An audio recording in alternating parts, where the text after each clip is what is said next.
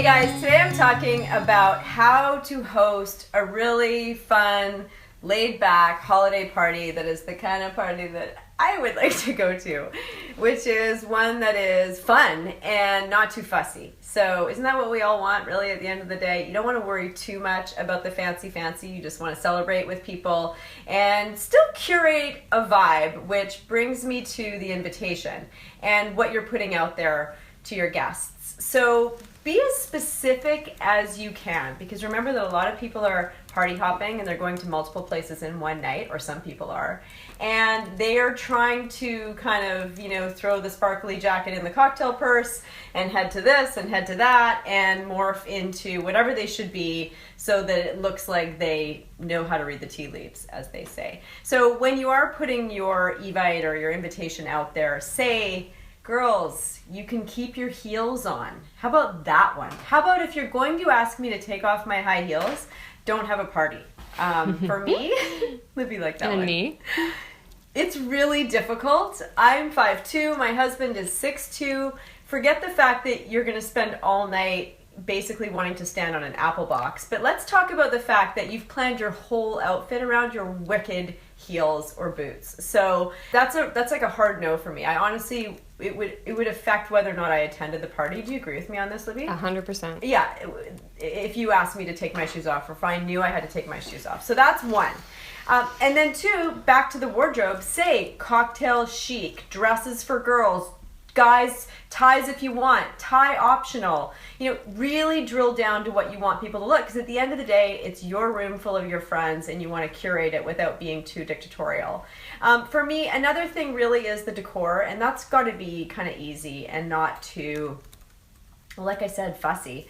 I really tend to lean towards things that are more European, more tactile. They've got a bit of age to them that I mix with modern. I like that kind of intersection of history and now. So instead of just having, people put their coats on my bed, which P.S. I think is weird and gross. I don't want people putting their coats on my bed. I don't want my coat on top of someone else's coat. The whole thing is kind of 70s key party to me. So whatever you want, however you want people to store their coats, make sure that it's a way that fits with what you are going for. So whether it's just the IKEA rolling rack at the front door, whether you got your kids working for you down there working the coat check.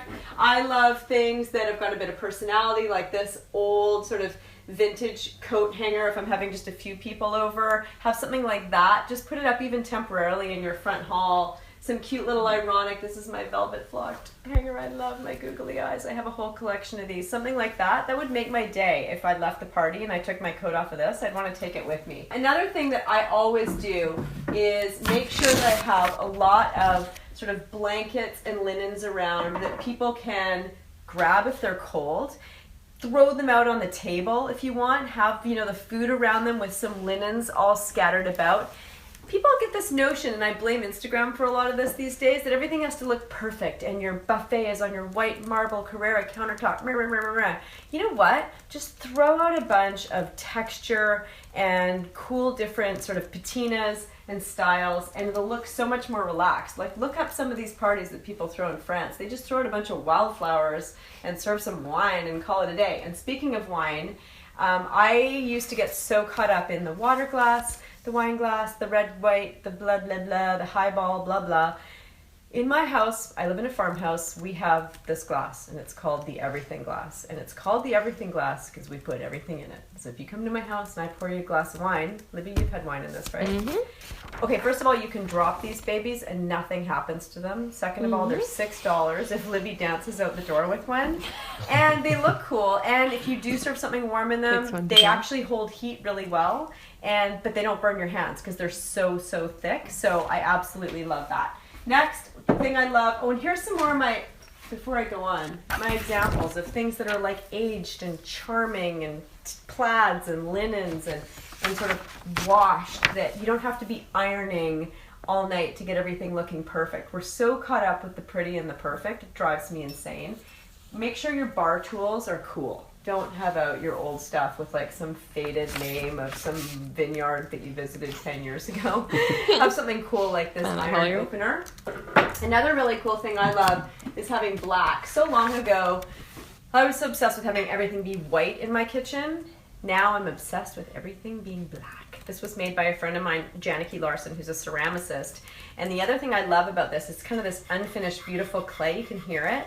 And I have these out on my kitchen table, and they photograph beautifully. So if you are Instagramming from the party, or you're doing some social media, something like this is really charming. Another thing that's really charming is seeing a hostess or a host dressed in an outfit that she maybe wouldn't normally wear out because you're not dealing with the elements, it's not cold, you're inside all night, baby. You can do whatever you want, so you're not dealing with what's out there. Something like this would be throwing it down. This is a kimono by Emerson Fry, and it's loud. Like, when you wear this thing, people know you're coming, but it's cool. It's like, this is my house, welcome. You know, it shows that you're in the festive spirit, but it may not be something that you'd want to have out on the town for too long. Another thing you can do is take advantage of wearing something like your new smoking slippers. I love the faux fur versions. Those Gucci-inspired ones from Zara are great.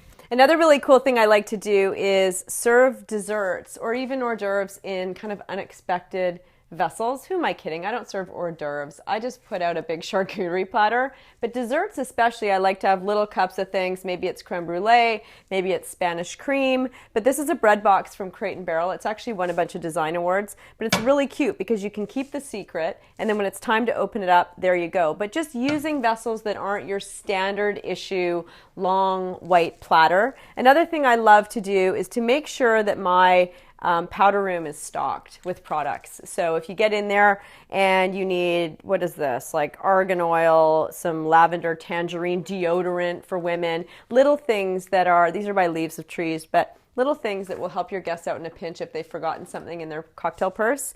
Always have some cute little spray, like a purse spray in there for people. I love my friend Jennifer. Every time I go to a party at her house, every time, you leave with something, whether it's this teeny tiny little candle or a little clear lip gloss. So it's always really nice to have something personal to give to people if you're able to do that, and if you're, you know, if you have access to something that you feel people would really like. This is my honey that my bees at my farm made this year. So we're going to be giving people Birdie and the Bees. That's my dog. That's Birdie. And this is our brand. And isn't it the cutest thing you've ever seen? You can't buy it. You can only get it if you come over to my house, and we're homies. Another thing that I love too is the idea of having, I'm trying to get away from Pellegrino and carbonated water that is being flown in from some far off place that's a total waste of energy and that you don't need necessarily. So I collect wine bottles, like this has still got water in it. I collect wine bottles throughout the year, or vessels that I really like. And then I chill the bottles, and then I just serve water in them. This is Miraval, Texas Forever, Brad and Angie, award-winning rosé, right? I know, R.I.P. But I have a bunch of Miraval bottles because I've drank a bunch of this rosé, and I just line them up down the middle of the table. You want water? This is good old-fashioned tap water. It's just in a really, really, really cute vessel. And lastly, something that I really like to do is move really unexpected art into my house. Maybe it's sliding something in at the front door, maybe it's putting in some random painting in the kitchen where it normally wouldn't be, but just moving my art around a little bit in a way that I wouldn't have it every day, so that people go, oh, so for example, back to that coat check, or where people are first coming into the house or they're leaving, having something like my Carlos Collins. My kids are really freaked out by this piece, so I love having adults over because I know they won't be. Actually, Libby's afraid of it too. But something that really just gets people thinking, and when they leave the house, they're like, whoa, what was that? That was cool. Just little touches that you can do that are just slightly outside of the box. If you liked today's video, please be sure to like it below and subscribe. And we'll have links to stuff that I've talked about as well. And we'll see you next time. Have fun at your party. Call me.